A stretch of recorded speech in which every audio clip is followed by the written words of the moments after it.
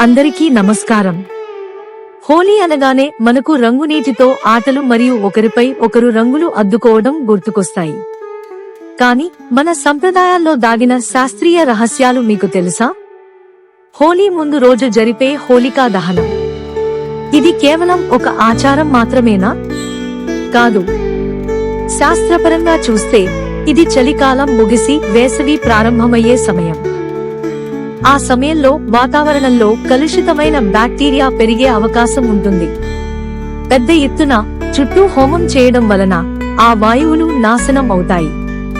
ఇది మన ఆరోగ్యానికి ఎంతగానో సహాయపడుతుంది. ఇక రంగుల హోలీ గురించి చెప్పుకుంటే, మునుపటి రోజుల్లో మన పెద్దలు సహజ రంగులను ఉపయోగించేవారు.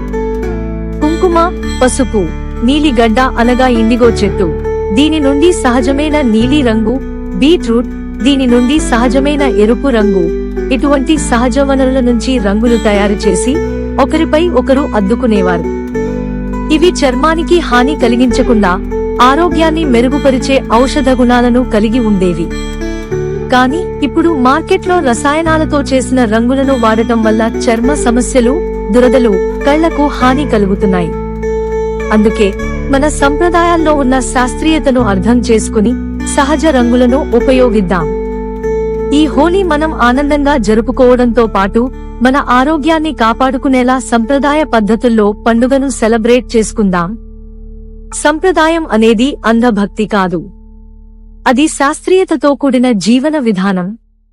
ఇటువంటి మరిన్ని విషయాల్ని తెలుసుకోవడానికి మా ఛానల్ని లైక్, షేర్ మరియు సబ్స్క్రైబ్ చేసుకోండి. అందరికీ హోలీ శుభాకాంక్షలు.